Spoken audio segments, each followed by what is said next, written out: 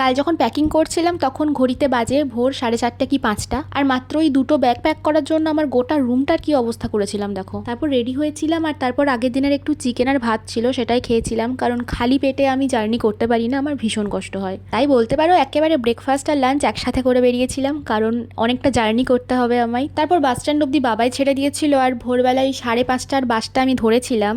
তারপরও আমার মুখ দেখে তো বুঝতেই পারছো কি পরিমাণে গরম ছিল, আর আমি কি পরিমাণ ঘেমেছিলাম।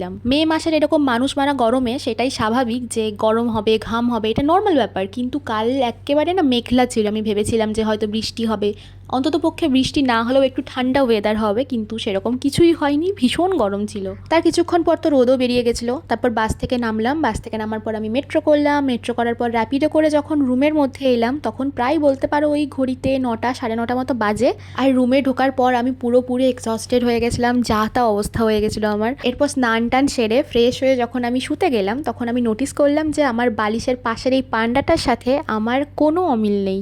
রোদে পুড়ে জ্বলে কাঠকয়লা হয়ে বাড়ি ফেরার পরে আমাদের দুজনকে একেবারে সেম সেম লাগছিল। তারপর ঘুম থেকে ওঠার পর বিকেলবেলা আমার রোজ রোজ যেটার জন্য ক্রেভিংস হয় সেটাই হচ্ছিল, মানে রোজ রোজ আমার একটু যে চা খেতে যেতে ইচ্ছে করে, একটু ঘুরতে ইচ্ছে করে, সুন্দর করে একটু সাজতে ইচ্ছে করে, তো সেটাই হচ্ছিল, সেই সবের ক্রেভিংস হচ্ছিল। তাই একটু সুন্দর করে সেজে গুজে একাই বেরিয়েছিলাম চা খেতে। আজ থেকে প্রায় 2-3 বছর আগে হলেও আমি এরকম একা বেরিয়ে চা খেতে যাওয়া, একা চিল করা, এরকম আমি না জাস্ট ভাবতেই পারতাম না। আমার মনে হতো যে একা একা বেরিয়ে কি করব, কার সাথে কথা বলবো, একা একা বেরোনো যায় নাকি, একা একা থাকা যায়, একা কি সার্ভাইভ করা যায়, যাই না তো। তা আমি এটাই ভাবতাম, বাট এখন এই একা থাকার ব্যাপারটা না আমি এত এনজয় করি, আর আমার এত ভালো লাগে যে একটা গোটা সিনেমা একা আরামসে বসে দেখতে পারি, একা চা খেয়ে আসতে পারি, রাস্তায় একা হাঁটতে পারি, একা সার্ভাইভ করতে পারি।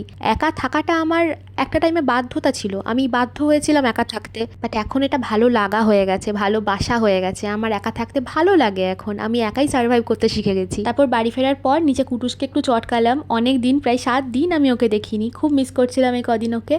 আর দেখো ও কি সুন্দর আমায় চকাস চকাস করে চুমু দিচ্ছিল, আমার কোলে উঠে চুমু খাচ্ছিল, যেটা আমি ঘন্টুর বেলাতে ভাবতেও পারি না, কারণ ও তো কুকুর না, ও তো বাঘ। তো যাই হোক ওকে একটু চটকালাম, আদর করলাম, আর তারপর উপরে গেলাম।